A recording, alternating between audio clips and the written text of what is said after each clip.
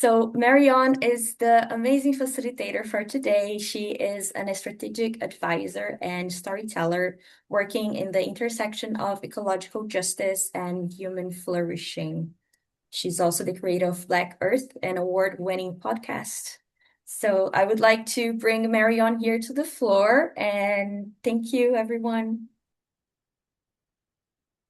Thank you so much, Thais, for that brilliant and warm welcome to today's webinar.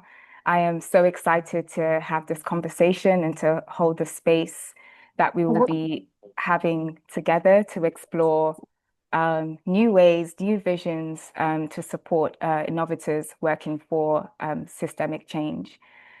To begin our conversation today, I'd actually like to invite us into a minute of silence together.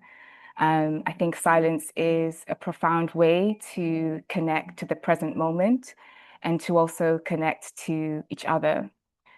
And in this minute of silence, I'd also like to invite all of us to reflect and share love to all living beings around the world, especially those who are experiencing profound suffering as a result of the collective transformation that we're all going through. So I will start the minute of silence now, and I'd just like to invite you to close your eyes if you can, or to lower your gaze, and then we'll spend this moment of silence in connection and attunement to each other. And when the silence is up, I'll come back and continue our webinar.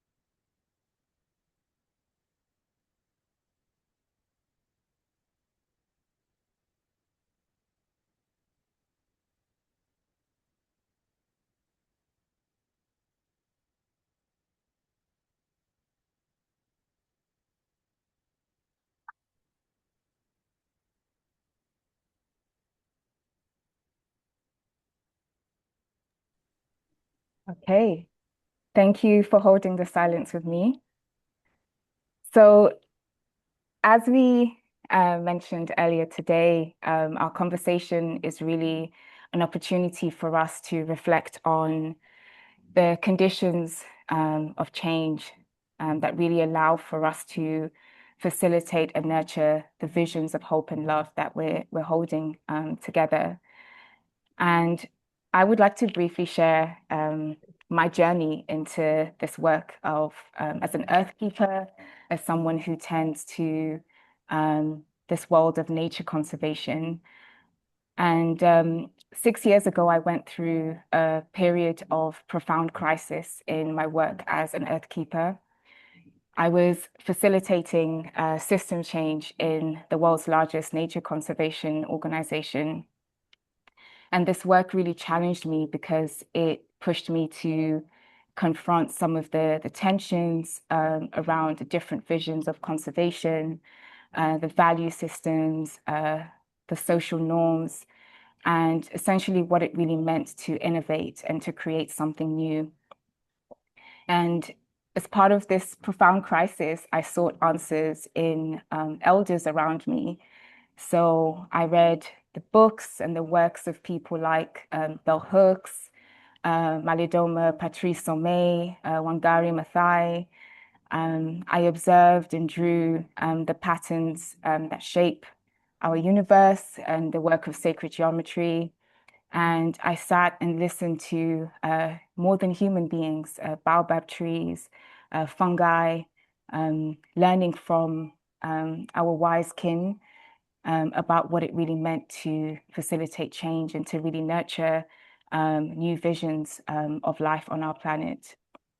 And so this period of transformation, I would say, not just in my work, but also in who I am as a human being, really taught me that social change is less about the ideals and the visions of hope that we hold, and more about tending to the conditions needed for life to thrive.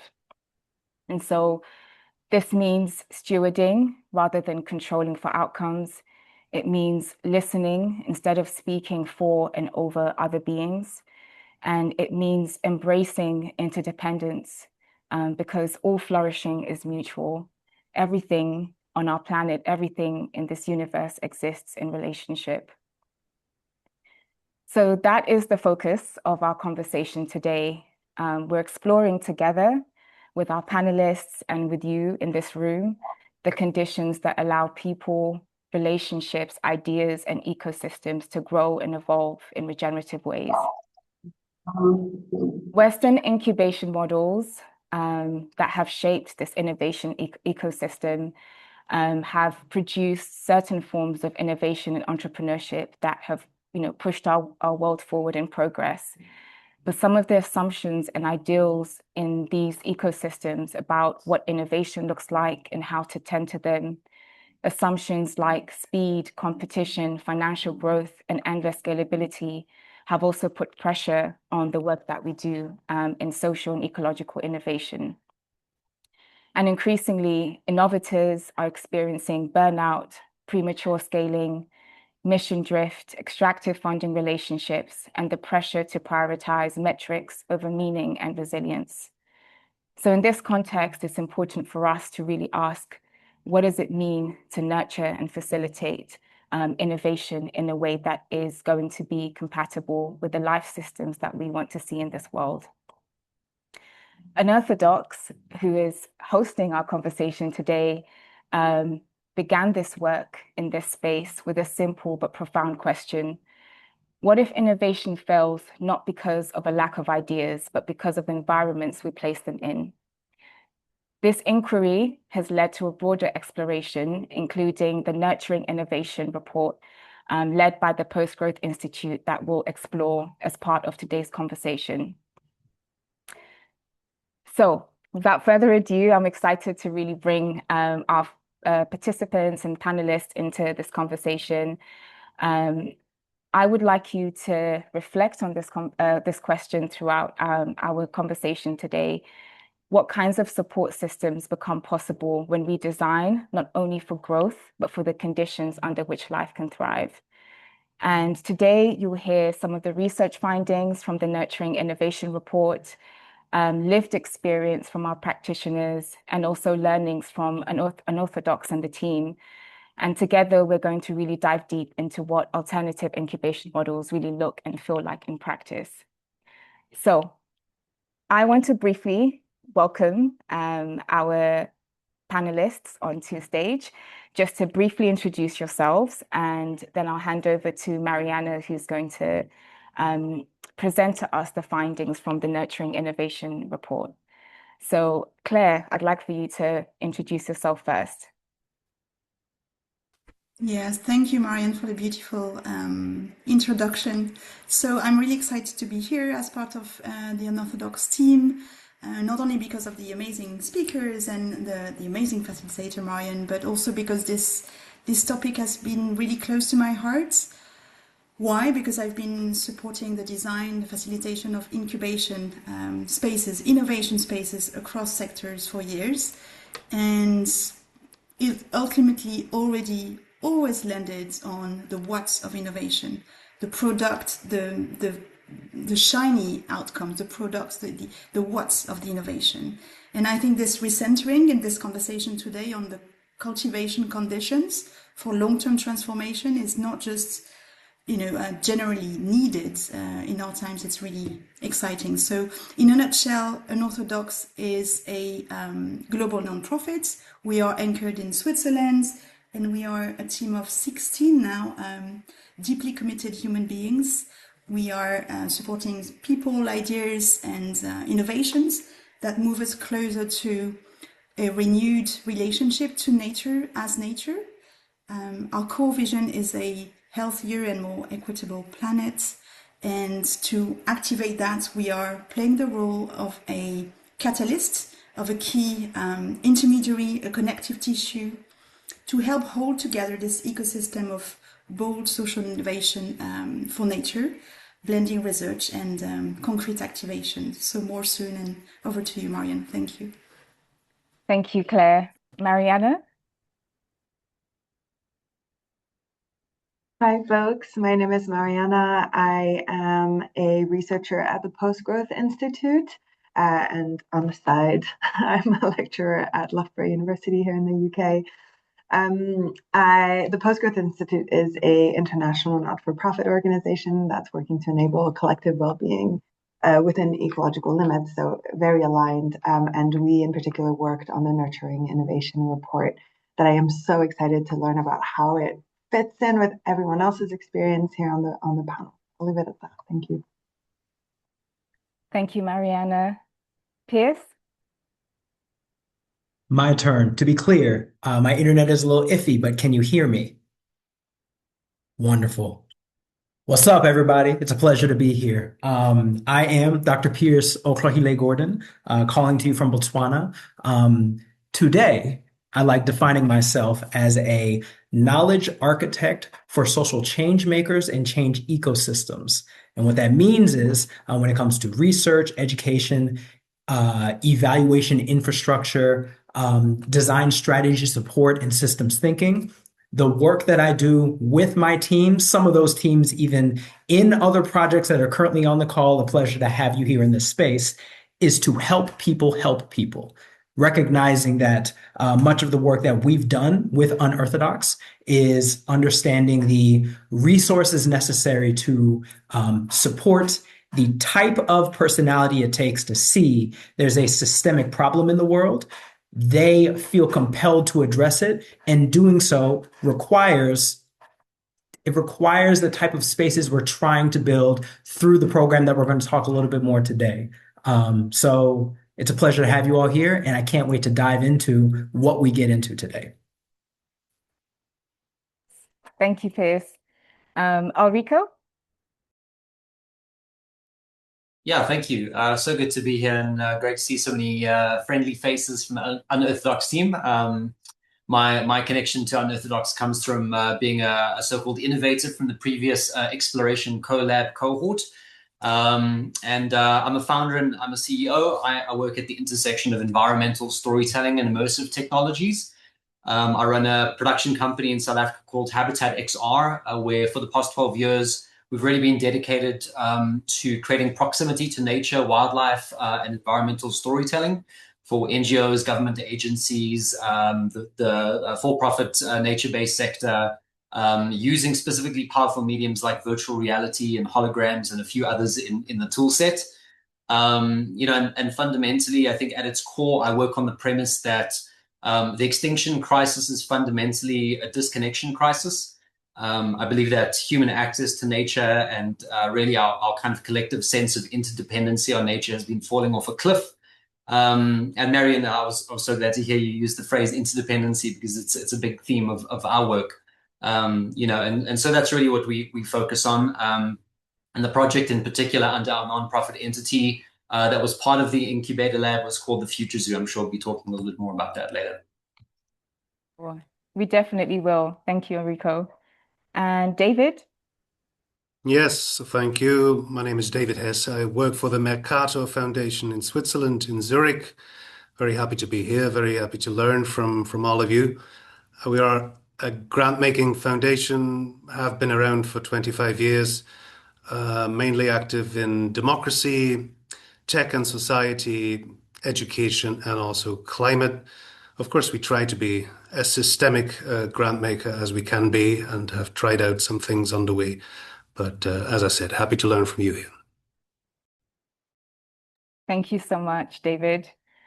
I'll now hand over to Mariana to share more about the Nurturing Innovation Report and the findings from this incredible piece of research. Thank you so much, Marianne. First, I wanted to say what a beautiful introduction, and I felt for this presentation and this discussion, I went back to the report and tried to sit with the findings a bit more, and just listening to you in the introduction, I already feel like I've learned so much more about what they could mean in practice. So, thank you. Could we pull up the presentation, perhaps, for just to ground? Great, thank you. So the good news is from the report that we worked on that was published about a year ago now, I believe, is that, yeah, there is good news. Alternative incubators and accelerators exist. And our mission was to go and find them and learn from the people who have participated in them and built them. And so we interviewed 24 people that were working across these alternative innovation spaces. So, and then if you click for the next slide, you'll see kind of where geographically people were situated when we interviewed them. As Marianne, you also pointed out, like a lot of the innovation, incubation and acceleration system is based on Western models. So we very intentionally were reaching out to primarily BIPOC women and folk, largely from the majority world, and really looking for those people who are challenging some of those models. The first thing that we had to contend with and that we learned through our conversations and through our research was the importance of what we were naming things and the language we were using. So if you go to the next slide, you'll see that we actually moved away from using the words incubator and accelerator. While they were a good starting place for the conversation, we landed in with the word of containers for the report, because the people we were interviewing were actually telling us that they were rejecting that language, or that it didn't quite fit with the people that they were trying to work with, or the values that they were trying to embody in their programs. Yeah, that was the hard one, right? Because you want to be able to find the people, and so use shared vocabulary, but that vocabulary and that language has to evolve at the same time, and that's why we also landed on this second word that was really important in defining what we were looking at and looking for, which is reflexivity. So reflexivity is a practice of continuous reflection within with mechanisms for learning and unlearning. So really thinking about what it is you're doing, how it's affecting what you're hoping to achieve, and putting into question your practices. And this became really central because of that risk of, naming yourself as alternative without necessarily doing the work to break from classical systems and Western systems of innovation. So this is also my invitation for today to practice reflexivity and think about what people are saying and how that's landing with you. There might be things that land really deeply, and some things that you're a little bit more unsure, or things that you get defensive about, and please bring all of that in the space, and we welcome it. So this, having kind of understood what it is we're looking for, and developing that understanding through talking to our interviewees who had that lived experience, and we're building these alternative spaces, these alternative containers. The biggest learning that I have to share with you is the switch from where people are putting their energy. So if we go to the next slide, our finding was that in classical innovation spaces, there was a top-heavy emphasis on program delivery, which was often driven by the emphasis on the innovative outcomes. And we basically found through our research that, as Marianne said, it was more about creating the conditions for the space to allow flourishing, and then tending to that space. And so this is what these pyramids are trying to to showcase, we propose the inversion of the approach from going to very little program prep and really focusing on the program delivery and the program outcomes to instead focusing most of our energy on ongoing groundwork and onboarding. So really working on the very communities and the very organizations that are trying to create these innovation spaces for them to do the groundwork, so that then tending to the program delivery becomes like much easier and needs a lot less work, because all of the work has been done in the grounding. So to make this a lot more concrete, we developed a set of insights. So on the next slide, you'll have some examples of these insights. I'll just read a few for you to get a sense. So start from strength. So many great things already exist, yet innovation often starts with what's wrong. Start every process with strengths, nurturing what's already working. Or redefine success. The most meaningful indicators of success often can be counted. They're felt, lived, and sustained over time. And the action in response to that, widen the indicators for what success is for programs and containers. So we have a complete list of these organized in 3 categories. And most importantly, what I really like about these is that they were written to be very applied. And we've learned, and hopefully we'll see through the conversation, how they have been applied in the future of Unearthodox's work. So for each of them, we have examples from our interviewees, and we have some prompt questions to help people work through them. And so if you want access to the full report, on the next slide, we have the QR code and access to the full report and the full list. So you're welcome to go take a look at them and give us some feedback. We're always welcoming feedback on how this report is landing and what we might have forgotten. I will say, like, the biggest learning to me was so many of these insights, a lot of them weren't surprises. They have been things that we've been talking about for a long time, I think, especially in these spaces where we're trying to do things in a different way and challenge dominant systems. But the beauty of the research that we did, I think, and what we heard from our participants was how they were putting these in practice. There was no lip service in anything that was described. It was like the really deep embodiment of how do you create a space that really holds feminist values. What does that look like in where you put your money, in how you talk about things? And, you know, feminist is just one of the examples, but yeah, there are some really beautiful examples of how the values are enacted. So I'll leave it at that. That was the start of a beautiful relationship with Unearthodox, and of a lot of beautiful work. I mean, it was built on the shoulders of people that came before us, to even understand where we should start looking and what words we should start using, and what we were trying to achieve collectively. But I'm really excited to hear more about where this work has gone through the other panelists. Thank you. Thank you so much, Mariana, for that brilliant overview.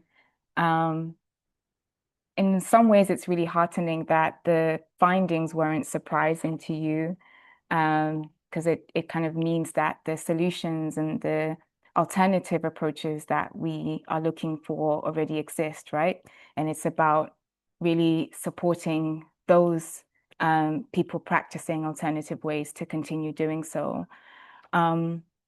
Of the different conditions that were outlined in the report, are there any that you feel are most important or pressing if we're to really shift the dial towards alternative incubation models? Yeah, thanks. I think overall the insights that will be most important will be different for different people. And I think what I would encourage is to think about the ones that, if you read them and read about how they're applied, they feel like, wait, I know this in my body, and I just hadn't maybe put words to it, or maybe hadn't fully made sure that this was realized. Something that we talked about was about how a lot of these are either already practiced or are people are trying to practice them but are not quite sure where or how. And so we wanted the report. Yeah, the goal is not for you to take the whole list and really try to implement all at once. That'll be way too hard, way too much work. But to lean into the things that you think you're already starting to be good at, and to lean into those even more. For me, that was one about the importance of unstructured spaces, like realizing that so many insights and so much of the gold comes from those unstructured spaces. I'm French, and in France, we have a lot of serious talk around the coffee machine in the break room, and I'm sure that's the same in other cultures. And that's, theorized, and there's a reason for why it's so important to have a very comfortable break room. But it took me so long to really feel into that one, and the report helped. So yeah, that's what I would encourage people to lean into, the ones that maybe create that. Ooh, I feel that in my body. Thank you so much, Mariana. We now have a chat prompt for everyone in our conversation today. What are you seeing in your world, in your universe of social change, that suggests that we need to support change differently? So what signals are you seeing that suggest we need to support innovation differently? Please put your responses in the chat and I'll be more than happy to also read them out.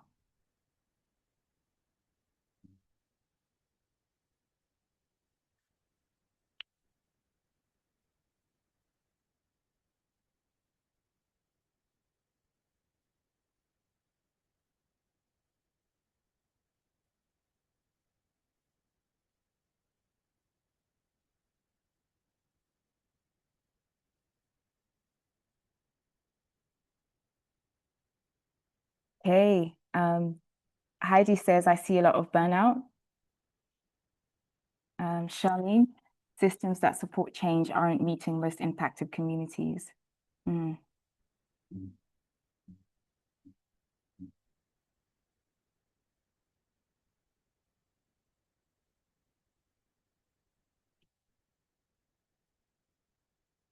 PK Much says, for me, it's the kind of businesses that are currently supported by current systems needs to change. If we create different support systems, alternative enterprise founders will flourish versus be seen as outsiders. Yes, that's true. Elizabeth, oh wow, the responses are great. Okay. It's jumping up a bit for me. Yes, Elizabeth, time for trust building and relationship building needs to be funded to help us move beyond transactional ways of engaging funders with impact leaders. Yes, that's really true. And I think that's speaks to that element of allowing space for unstructured time, not just for ideas to be nourished and to grow, but also for relationships to grow, right? Relationships are not mechanical. They actually grow through shared experiences, through trust, through contact. And so giving ourselves permission to create time for that is also really, really important. I'll be reading some more later, but I really want to hand over to our next two panelists, Pierce and Claire. Are you able to, you're here? Okay, brilliant. So Pierce and Claire, you're both kind of working within Unearthodox as a framework to nurture alternative incubation models. Firstly, Claire, I'd love to hear more from you about your work and how Unearthodox is attempting to do things differently when it comes to nurturing incubation. Thank you, Marion, and thank you for the engagement in the chat. It's beautiful. First of all, I wanted to share the background, how we landed on this questioning situation of traditional incubation models. It was really not the plan. We've just celebrated our 3 years anniversary last April, but we're actually emerging from more than a decade of work, of systems work within the Kaufman Institute at WWF, And back then we started coupling and experimenting with bringing together 4 dimensions, which were co-creation, system thinking, nature conservation, and social innovation. And the more we were thinking about deeper transformation, regenerative futures, we started really questioning innovation itself, like the processes, the frameworks, the underlying assumptions, even I would say the etymologies. And we realized quickly that many traditional innovation models and support frameworks out there were really simply not designed for the kinds of long-term, relational, deeply interconnected transformation that we were aiming to foster and support. So that was the starting point, not a planned one. And what we're doing at the moment, I would say one thing that is very alive for us right now is this paradox that we see every day, that many of the people who are carrying the most transformative ideas for regenerative futures, they're also often the least supported by today's support infrastructures. And that is really at the heart of our work. And we see ourselves as a incubator, somewhere between a think tank and an incubator, which means that upstream we are working through foresight, research and convening to reimagine alternative regenerative futures. And then downstream we support concrete innovative pathways to get us closer to those futures that we're dreaming of. And importantly, we don't just support innovators, but we try to support conditions around them, building legitimacy, opening pathways, and de-risking this bold system work so that it can thrive further down the line and be more received, accepted, and nourished.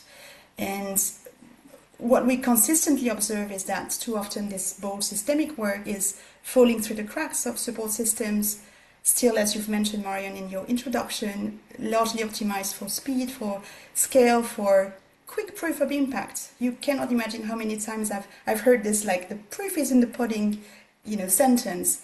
We're looking for scale, for bankable projects. And at the same time, we also see at Unearthodox very encouraging signals every day that more regenerative ways of thinking and being are slowly moving from the margins towards the mainstream.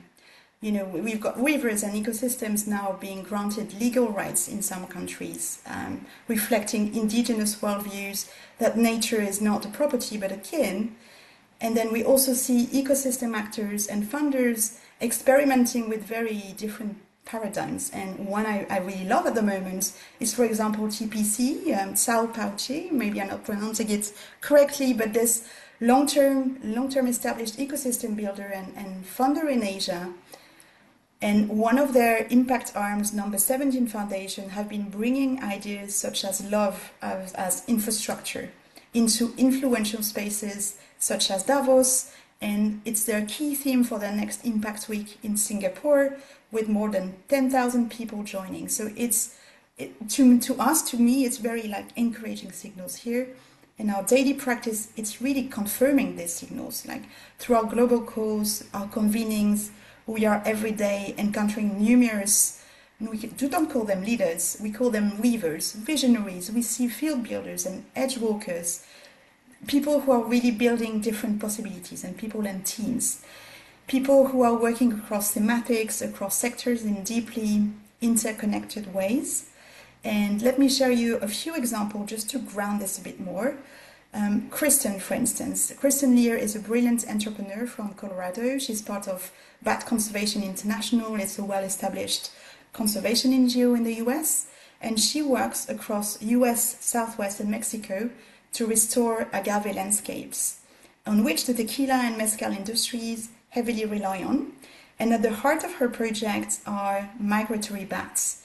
Yes, the mini tiny animals that we all know, and we are looking at them because they pollinate agave and help this landscape regenerate. So Kristen and her team, by supporting migratory bats, are strengthening biodiversity, climate resilience, and local livelihoods across borders and at the same time.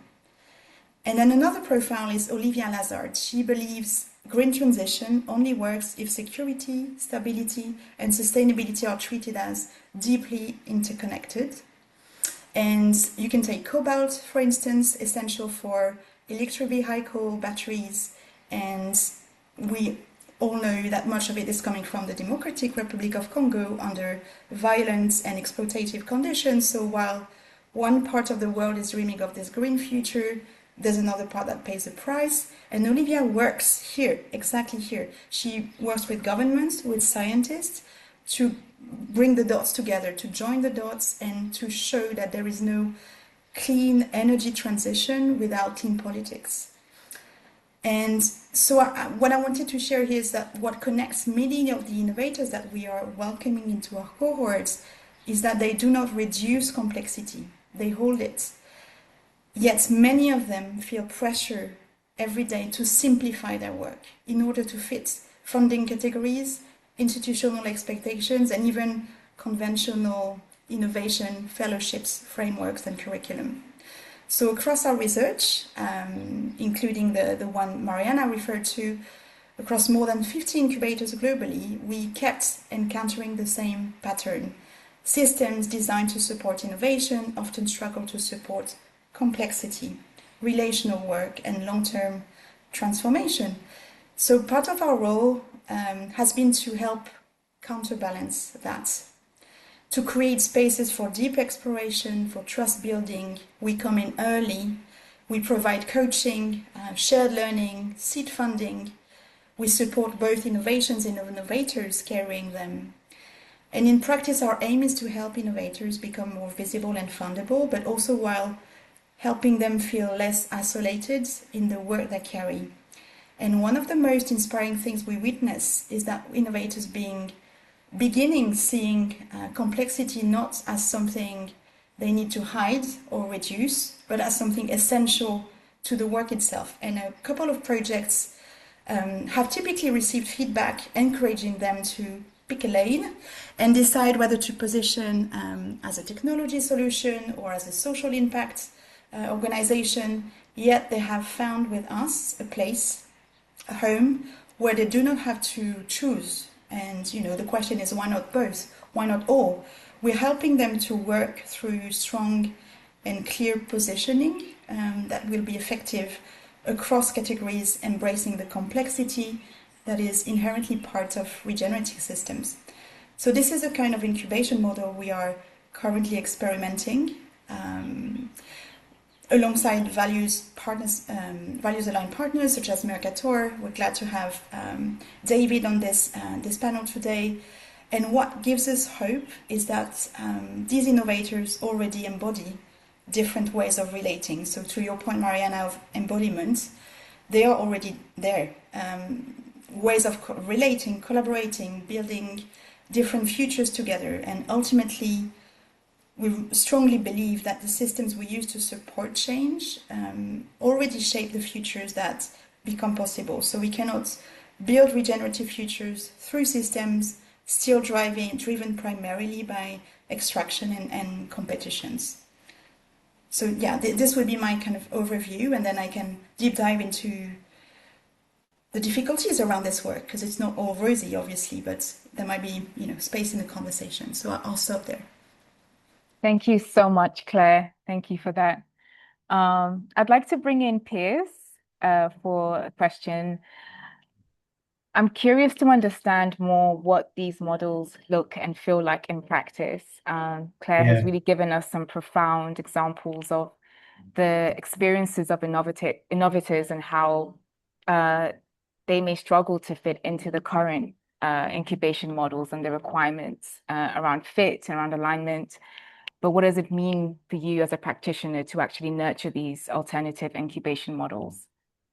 Yeah, I appreciate the question, and I want to appreciate it for multiple reasons. Number one, because I've sensed literally on this call and reading through some of the responses to the questions that we've offered, that people are yearning for the same thing. Specifically, I want to shout out Dorian Spears and that point that operating this way perpetuates scarcity and churn, right? From many of these issues that people have mentioned and discussed, there seem to be themes that are flourishing that I saw in my own work that made these types of programs possible. And before I do, I'd like to ask everyone a question. However you feel comfortable, if you'd like to close your eyes, if you'd like to soften your gaze, if you'd like to imagine what the past looked like, I want to ask about feeling. I was with the Unearthodox CEO, Melanie, in Davos on behalf of TPC. Claire, thank you for talking about the great work that they continue to do. And she asked a question there that I might a little bit bastardize, but I'm going to ask here in this space. What did it feel like the last time you felt cared for? And in that space, what was possible? Take a second. And might I suggest, as you're trying to come up with that, don't think of the moment, think of the feeling, and then attach it to that moment. Was it with a parent, trusted guardian? Was it in a garden? Was it with a community you trusted? For me, when I was playing in a certain jazz band in a nondescript location, it doesn't matter, whatever feels right to you. And that second part of the question, honestly, is where most innovators and innovation ecosystems prioritize. But we realize, per Mariana's points, that the focus should be on the first part. I've done research in many of these spaces, from innovation ecosystems centering people and centering nations, and I saw a similar problem. The idea that these innovation ecosystems are built to optimize an addiction to building unicorns only and primarily, assuming single paths of development, support, and success center only market entry, business success, and stakeholder value, right? It's almost like they're looking for the singular chosen hero in these spaces. And by design, that means anyone from economic spaces or educational environments, all of the other externalities that come as a consequence of that investment fail because of that focus. Instead, in building out the program, to be clear, I could not do by myself. I have a fantastic team behind me developing this sage endeavor, centers the metaphor of growing a garden, right? The idea that at the level of the person, the project, the land that they're stewarding, the cohort that we are building together, and the larger field that we are all a part of in our own unique ways, all need to be considered in the spaces that we're facilitating, right? That, for instance, ways that this metaphor irons out is, in many ways, these innovators aren't necessarily trying to be unicorns. We'd argue they're more like ecosystem channelers. They're trying to find ways to grow, to learn from each other, to connect, prune, root, and pollinate the things that they need to make sure that their endeavor grows appropriately for the people and the planet, right? So this is found in many different endeavors and spaces. And the problem is, each one of these entities requires so much more time and energy. We don't have that here. So I might start with two. For instance, Fire Circle, an entity that centers the need of British Columbia facing immediate wildfire and climate pressures. And they implement well-intentioned programs that see forests instead of kin as fuel, which means they clear and replace indigenous biodiversity with ornamental cultivars that don't engage with the needs of the location as necessary. So this entity, Fire Circle, instead builds place-based regenerative approaches to advance safety and stewardship that sustains life for the next 7 generations, not through imagination, but through learned existing knowledge that has been lost by many different communities. Another great example is the colleague Chivani David and his program, What the Land Might Mean by Learning. The idea of how it imagines education as a living relationship practice rooted in the wisdom of the land. convening unschoolers, healers, artists, grandmothers, young people in South Africa to learn beyond institutions, right? So here's a point that you might see from this context. The work that they've been doing has deep, lived, academic, contextual, and relational experience that they're already using to build these ecosystem channels. So the assumption shouldn't be what we have to teach them to build their way into a broken system, but to find ways for people to learn to each other to build the garden that show others that it's possible. So to your point, Marion, what does that look like, right? There are a few things that come to mind, and three things come to mind that I want to put forth. And admittedly, much more to say. We can have further conversation on that if time permits. But number one is making the experience collective, right? So most different incubation endeavors have relationships only with the funder or the entities delivering the banking in the education, the relationships, the funding, the resources, and the innovator. Instead of the innovators building the resources and relationships and the learning and feedbacking themselves. 8 months where we build convening containers, focus on those learning ways we can build from each other. Literal spaces of reflection where there's much less space on structuring it and adapting to what the folks need, and individual engagement, feedback, and a retreat that we actually just ran virtually to support their endeavors. And number two, it's about the topics that we hold non-traditional innovation topics around. So this isn't only business model mapping and understanding how to develop and resource the pitching for different finance instruments. This is about power dynamics, design justice, speculative futures, learning from the land, systems mapping, right? So the topics that let us recognize there's more than just the thing that we're building. It is influence from that. And what are the consequences of the things that we're building in a way that we can support into the future, right? And number three is making sure the experience is alive. Many people on this call will assume that the main goal of any one of these endeavors is to scale it and to repeat it. But if you sustain that thing that needs to be built and it doesn't change based on the people in the containers, doesn't learn from their needs, doesn't understand the community, does not figure out, hey, this is the map that we've lined out, but the map is not the territory, and figuring out ways to center trust building and ways to repair when things go wrong and to start from the local context, then are you building something regenerative in the first place, right? So that means as we're building this, we might have to let go of some things as well in how we're designing this work. Number one, unfortunately, in this specific context, some of my friends might cringe at this statement. Speed takes a bit longer to build these relationships, and in many ways, incubation environments go in stages. Building the community, having the trust to test each other and to learn and remend connections, and to figure out how we can use those strong connections to build what we want to build into the future. Prioritizing that energy. Number two is a single externally imposed definition of success, right?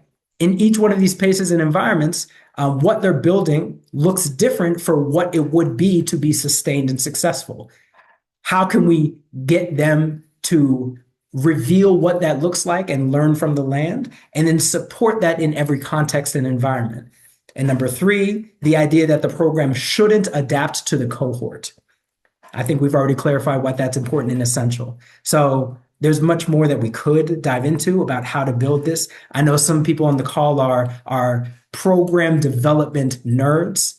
I'd love to dive that when the time comes, but until then, I'm going to leave it back to you, Marion. Thank you so much, Piers, for that rich and insightful perspectives and what it means to really practice alternative incubation models. There's some things that have come up for me as you were speaking, but I just want to, honor that and say thank you. I'd like to bring in David into the conversation. David, I'm really curious to learn from you and the work of Mercator Foundation about how you're experimenting with supporting and funding alternative incubation models, and what you're learning so far from this work. Yes, thanks again for having me and for the question. And full disclosure, we have a partnership with Unearthodox. Claire already said it, so we've partnered up, and that's exciting. I mean, when you asked me to join this and asked about innovation and systemic innovation, I thought I mean, first of all, I would have to state that innovation is only perhaps one third that we are after for as a funder, as a grant maker, as a philanthropic organization. Because, as you said, Mariana, and mentioned in the report, I mean, there are already many good things out there that work really well. So we figured as a funder, as a grant maker, we have to support the good things that already exist. No? So it's very often it is not so much about creating the new, but safeguarding and stabilizing what is working well. Just think of international law, no, at the moment, or think of human rights, or think of some peace building structures. There is good stuff out there that is under pressure, and we try to do everything we can to safeguard it and stabilize it. And in terms of growth, I mean, what we also try to do, I mean, is there are interesting, promising, and really innovative pilots out there. I mean, we focus mostly on Switzerland and Europe, and when we think about food systems, for example, it is very often that we come across truly amazing, great examples that are very, very small and alive in their regions, just as you said, Piers. No, it works there where they are. And obviously, it won't be a good solution to try and scale this organization or try and scale this nonprofit, make it national, because it will not work in the other regions as it does.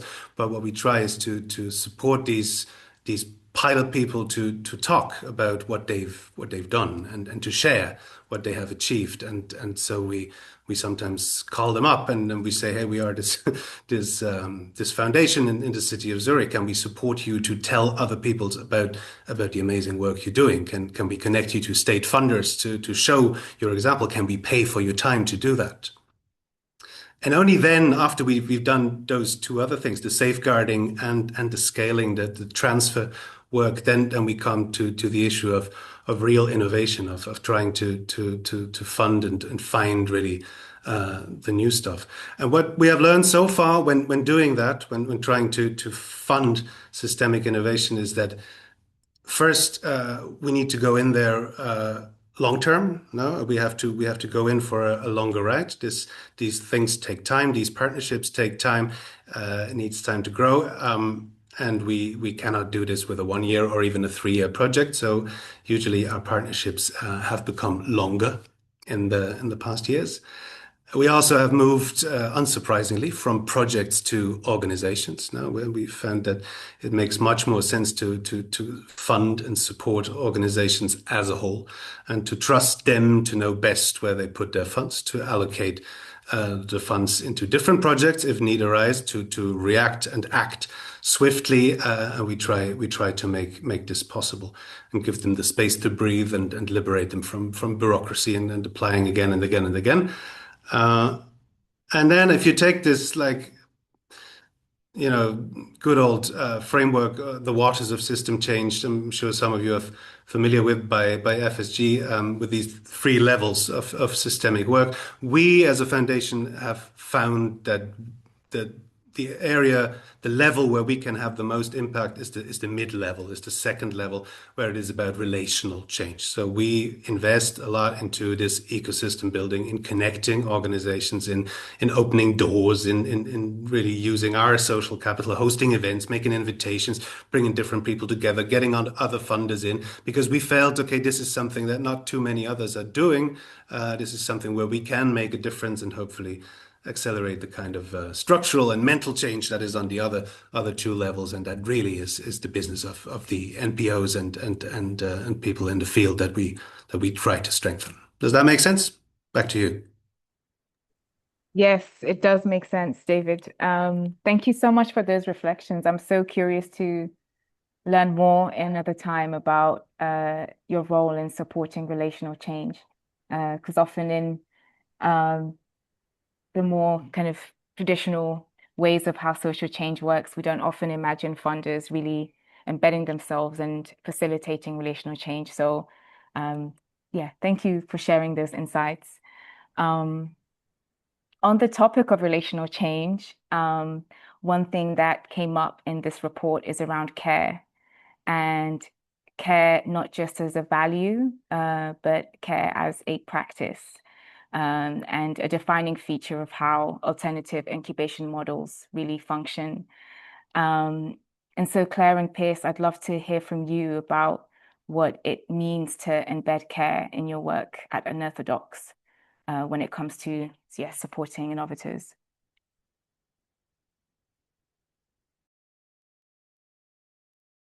Claire, should I go first or should you? I think you should go first in this space. I like the larger frame that you put on this. Yes, sure, will do. So thank you for this beautiful question. I like the operationalization of it as a framing, and I think for us it's not just it's not about being soft. It's not about well-being around the edges of one program or the other. It's really around rethinking the conditions again under which transformative work can emerge and sustain itself. And for us, it starts very simply. It's making sure, as I've mentioned earlier, like people who are on the systemic level pathways do not feel like they are carrying system change alone. It's way too much for shoulders, for human shoulders. And innovators we're working with are navigating enormous complexity, uncertainty, and often in systems where, as we've discussed, we're never really designed to support their type of work. So we pay a great deal of attention to the quality of relationships, and we cultivate this around them. And what often matters most, we've observed and listened and heard, is that it's not just about critical mass, things that we've been hearing in the past, in the last decades, but it's about critical, meaningful connections. And I really like that, and it stayed with me. Trusted relationships, strong peer support, spaces where people can think honestly together and feel seen in the complexity that they are holding. And this is also shaping how we think about reciprocity more broadly in our daily operations. And for example, we now place much greater care in designing our open calls so that even the application experience gives something back. The questions we are thinking of deeply before putting them publicly hopefully create value, and we've witnessed it already and received feedback from applicants. We also place care in sharing meaningful feedback with shortlisted applicants. Regardless of how small the size of our team is, our capacity, we place this effort because we see how important it is for applicants to leave this process with something valuable, so that it's not just extraction and it can have ripples of impact in their journeys. So, and looking ahead, we're also thinking of exploring, for instance, how open calls, these kind of very global mechanisms, can themselves become more reciprocal, more regenerative, creating, for instance, shared insights that we can share back, like this aggregation of the 300 or so submissions that we're receiving. It's so rich, it's so precious. How can we give back to the community? How can we connect applicants within each other when appropriate and when it makes sense, even if they're not selected? So one very concrete example is how we are also approaching funding relationships. And here I'm getting very, very practical, but it's also important. Through our incubation programs, we usually offer seed grants, in the range of 10,000 Swiss francs. And we try to not ask for heavy reporting at all, moving away from this. So instead of long reports, we really focus on collective check-ins, on shared learning spaces, reflections, exchanges. And the intention is to, again, move away from transactional relationships towards trust, learning, mutual accountability. And we also realize that many funding systems assume innovators can absorb financial risk upfront. But for many of our innovators, this really wasn't the reality. So we began questioning how we are releasing payments, how we're releasing money and support, financial support. And we started experimenting with pre-funding approaches, trust-based approaches. So we made the intentional choice to not hold back installments, and in particular final installments, during their incubation journeys. In practice, this means shifting part of the burden of risk away from innovators. And another example is how we are deliberately starting with people in various contexts. When we design support programs, and Ulrike was part of this inaugural year under one program, rather than arriving with a fixed curriculum, we spend time first listening deeply to innovators, their journeys, their tensions, the strengths, the needs before shaping support together. When we are curating our cohorts, we also prioritize listening to people. We prioritize conversations, moving beyond dry application forms, even short videos. We really take the necessary time to understand what innovators are truly seeking, being transparent around what we can or cannot offer. And then when we onboard the new cohorts, and recently we've been dedicating at least 3 full months to relationship building, to alignment, before even entering the formal support program phase. So this is back to Mariana's point at the beginning between tending and delivering.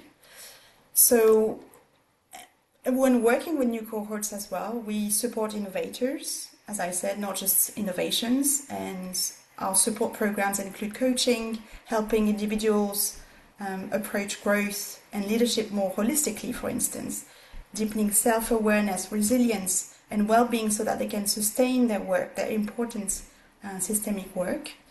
And where appropriate, and this is something we've experimented this year, we are also extending support spaces beyond the formal project lead to include wider team members and collaborators.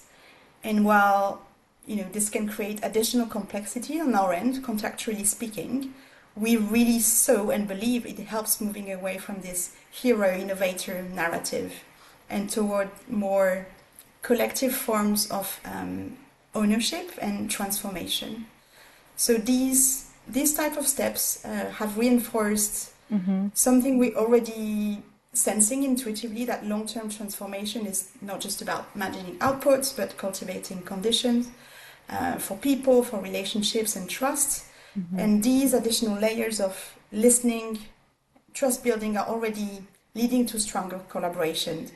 And perhaps this matters even more. This is something I wanted to bring to here today at a moment when AI is rapidly automating many transactional aspects of incubation, from business planning to mentor matching.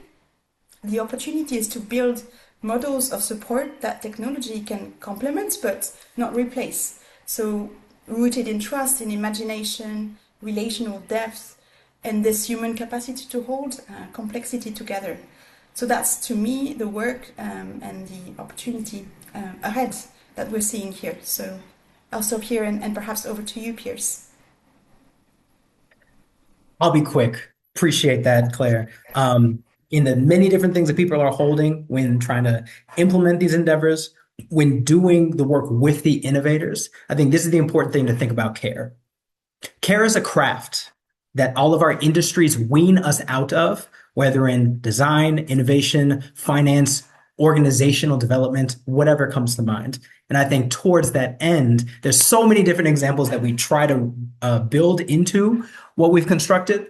But I think the first important thing is recognizing that what we built and what we're maintaining is an experiment. So we have the opportunity to adapt, evolve as we're constructing. An immediate example that comes to mind is the first stage is recognizing many of these innovators, some of which are in the call right now. Haida, it's a pleasure to see you here. Thank you for being around. And anyone else that I missed, my apologies, are bravely holding the grief, being the experiencers or stewards of systemic harm and transferring that into the innovations that they're developing. Holding space for that grief is care. Being honest and transparent about the things that we can do and the things that we can't, not only as Unearthodox as an entity, but as people in the spaces that we're holding, so we can figure out how to hold that together. That's care.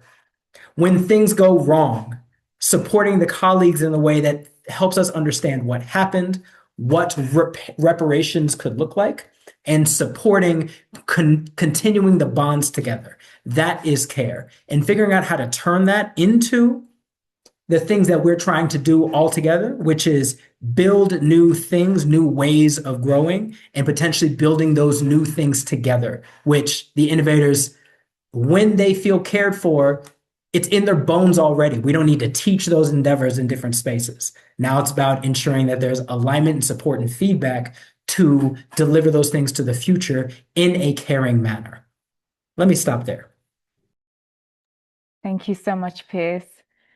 In a few minutes, we're going to respond to some of the brilliant questions that you've all posed in the chat box.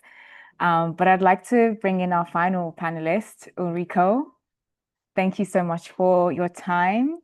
I'd love for you to briefly share about your project. I know you mentioned in the intro about what you're working on, and also just share your experiences of being part of the incubation models nurtured by Unearthodox and what felt different for you in this process. Yeah, very happy to. As I mentioned in the intro, I've been working in the immersive space for a very long time now, well, at least as far as immersive has been around. So 12 going on 13 years now, and really laser focused on how do we collapse distance between people and truth, people and stories, people and nature, people and species. How do we really push the boundaries of switched perspectives and embodiment, in order to rapidly unlock empathy, care, heightened sense of responsibility, attitude change, and ultimately behavior change in a positive sense. So we've been doing that really, as a production company for a really long time. And really what we started asking ourselves is, we saw all these kind of very powerful results from the work that we were doing alongside our partners, in particular the conservation NGO partners. But these campaigns were so isolated and so removed from the general public, and there was this kind of growing sense of frustration almost at how powerful the work could be if it was just scaled. And so we really started asking the question around 2019, 2020, what if what if these films kind of became a place? What if this place became a series of places all over the world that allowed people to connect more deeply and, again, rapidly with the reality of the interconnectedness of our world, democratizing access to places, to species, to stories that people might not ever otherwise get to bear witness to, in a time in human history where nature is becoming more and more exclusionary. It's becoming more and more expensive, which is also going to perpetuate the human nature disconnection crisis that I mentioned in the intro.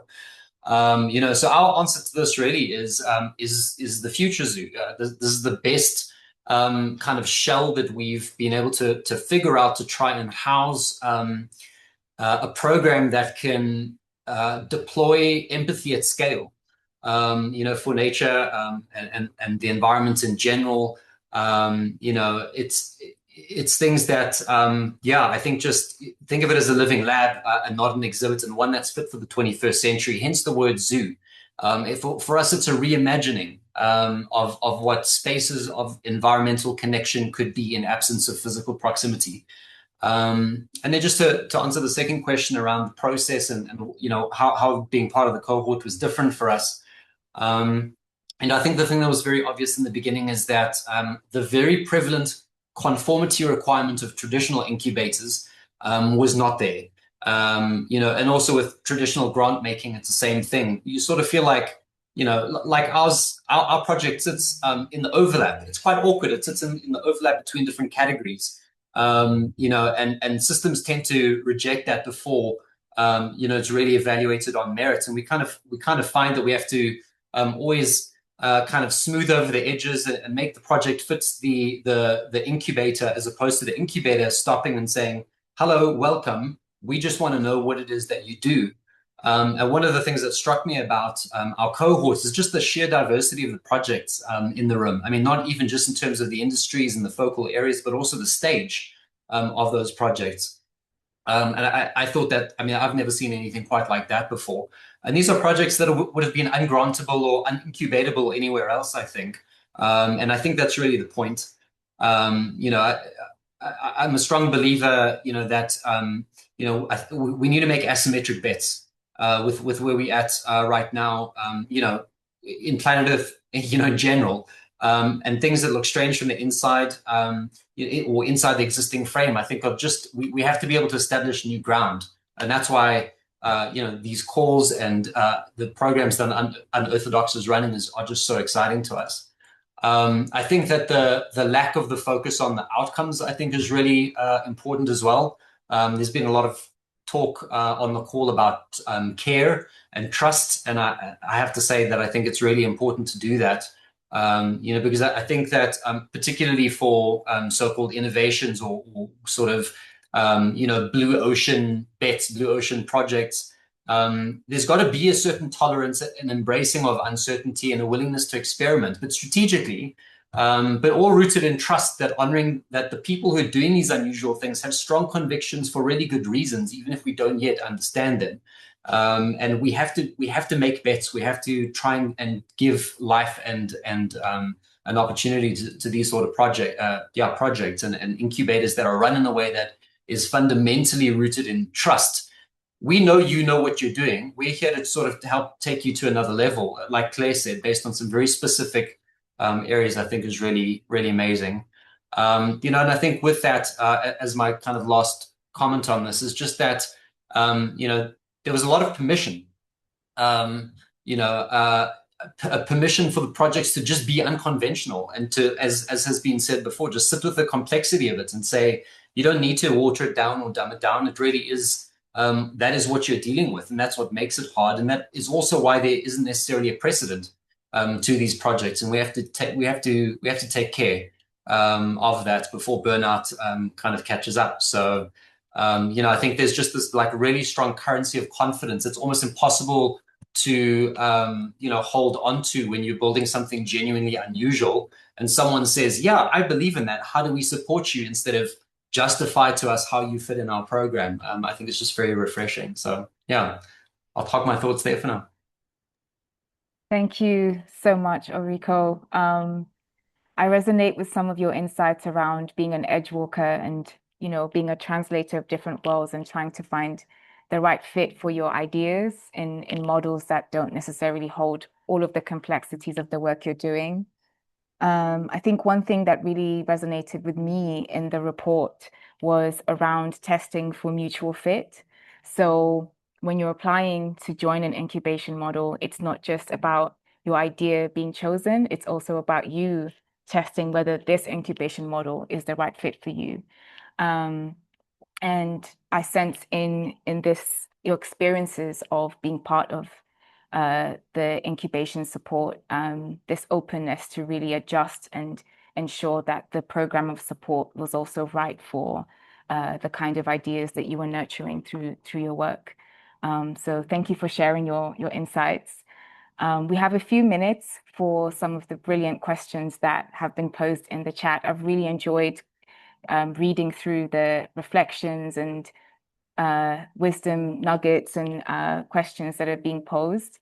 So we have a few minutes before the end of this conversation to pose one or two questions to our panelists. The first one is from Dixon. He said, so many points here resonate and concepts that I feel I've been trying to talk about with teams for years, but have been met with skepticism on many fronts. Would love to hear your thoughts on how to approach these conversations when engaging with groups or individuals who have a sentiment of disbelief about these concepts.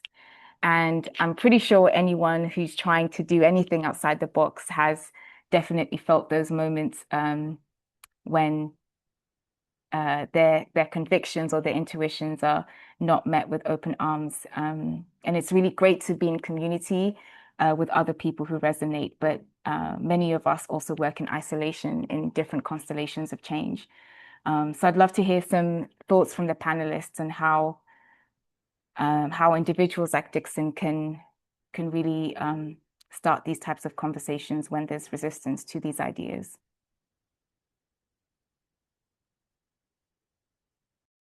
Could I say something? Is that okay? Please, Pierce. First thing I want to say is I appreciate you voicing the truth that I think every stage of an innovator has personally felt, that sentiment that there's something growing inside your brain, your heart, the thing that you're trying to build that hasn't yet found a space to land, a community that recognizes the value in the work.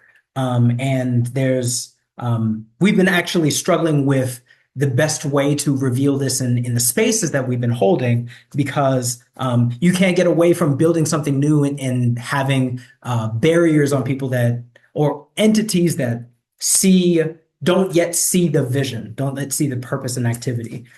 So to me, there are few things, because this is a long conversation, but an internal lesson and an external lesson. The idea to me, influence from the user experience and the design space, is the idea that as we are trying to build things that are new, there should be a healthy distinction between the things that we are building and our own personal identity. And many people giving the advice can't see the distinction, so we must put that upon ourselves in recognizing the importance of doing that. That the practice of building whatever could be constructed, no matter how done how caustically, is different than the process of shaping the thing that we're trying to construct, right? Because at its core, it sucks. It is one of the most horrendous feelings to be like, yo, I build it. I can see where it is. There might be, I've constructed the evidence for that endeavor, and it hasn't yet found its home, because that process can also, towards the second piece, be a part of it finding its home, right? The idea that each endeavor to ensure that thing you're constructing systemically engages the feedback that the world is offering about how it should be constructed is opportunity for the lack of a better phrase, water sliding down the duck's back, or opportunities for it to shape and change into something better. And the benefit, the heart of the innovator is gaining the discernment to determine which one it does, if it's not useful or if it shapes it, and then figuring out how it should be shaped into that. Because the truth of the matter is, the thing that makes much of this ecosystem innovation harder is that you're considering many more layers and intersections and connections than many of the innovators are doing. So once it is built, it will be altogether more valuable. And that's not enough. I recognize it's hard to be in those spaces, but I personally appreciate you and everyone else in this room trying to go down that route, because it's more worthy to me. I'll stop there. Thank you, Pierce. Is there anyone else who wants to add a brief reflection?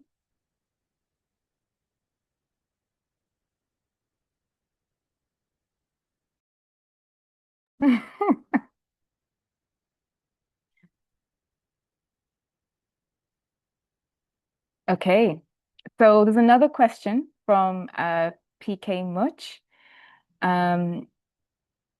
The majority of incubators ideologically align with extractive capitalism and wealth concentration. Those that do now tend to privilege innovators who can afford to ignore capitalism. If you want to change the economy, we can't just support the converted. We have to find a way to reach the huge majority of entrepreneurs starting micro enterprises each day to build differently.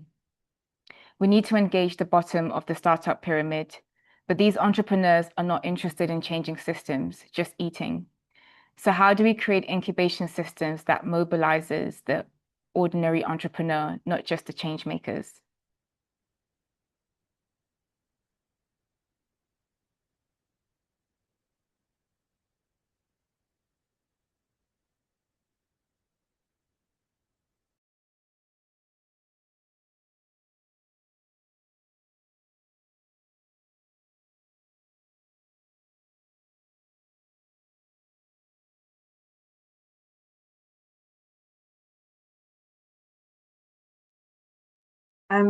I feel called to speak on this, if that's all right. And I'm going to speak from actually a completely different experience from my work here. And I really appreciate that question because when I was in entrepreneurship, one of the first lessons I learned is like all the idea of entrepreneurship is actually such a small fraction of who the majority of entrepreneurs actually are. They're micro enterprises, they're people starting businesses because they can't work for other people, don't want to work for other people, and are called to it. And I'm on a journey like that myself. My partner recently opened their own business, and you know, it's infused with a lot of this learning, but it is a micro business that is not, you know, necessarily trying to change the world or change systems, but has some potential to do so.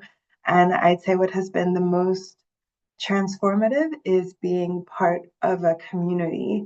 And we landed as part of a community because we were just lucky enough to open the shop in a old market square. So that has like a specific delimitation, and all of the businesses around are micro businesses and entrepreneurs with creative ventures.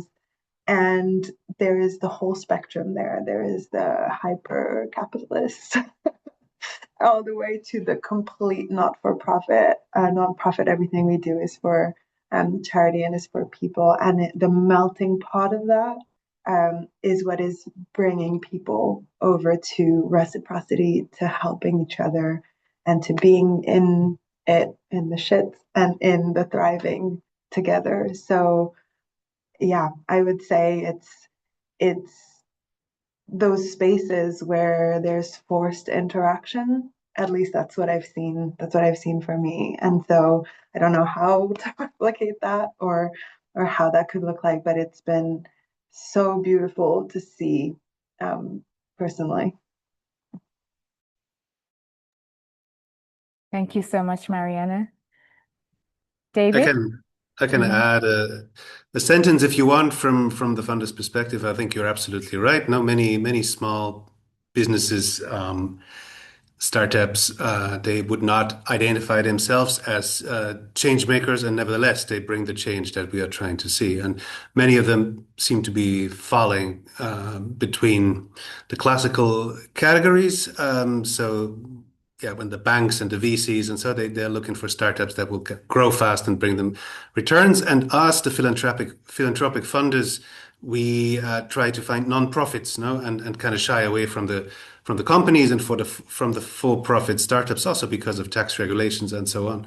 So how can we convince investors, and especially private investors, family offices, and so on, that there is a niche between the unicorn area and the the mere philanthropic area, that there is a niche in between where you can do a lot of good change, is something I think it has been going on for the past 10, 15 years, but it's a discussion that we try to weigh in as well, and hopefully more funders will come to say, well, it may be a small niche, but it actually will really bring effect and change, and it's interesting, and it doesn't need much. Thank you so much, David, for that reflection. Claire, you wanted to add something briefly? Yes, I'm just looking at Yes. the time too, Marian. Yes. Thank you. Just to add to this question that is so, important, and to say that from our perspective, obviously systems practice are the entry point for us, but I really see how in a daily practice, this is about building infrastructure for more equitable planets. And as a cascading effect, it would create more space for the regular kind of ordinary, super necessary entrepreneurs. So I'm hoping that this is, this is also core to supporting a different infrastructure, and in that way, bringing value to the whole ecosystem. So that's what I wanted to share. Yeah. Thank you so much, Claire. We're coming to close. There's so many really interesting threads in this conversation, both from the panelists, but also in the chat, that I would have loved to explore. I wish we had like a day to just unpack all of this in a multiverse somewhere else. But I really just wanted to say thank you to everyone for your presence and connection. If you would love to look at the report, if you haven't, there is a link tree that will be added in the chat box at some point, or you can scan it right now. A huge thank you to the panelists, of course, and please do stay connected with Unearthodox. You can either follow them on LinkedIn or write to them at info@unearthodox.org. And a huge thank you to Bloom for holding this conversation and helping us to facilitate this connection with all of you attendees. So thank you so much, and looking forward to the next iteration of this conversation when it comes. Thank you. Take care. Thank you. Thank you very Thank you so much. Be well. Thank you, everyone. Thank you.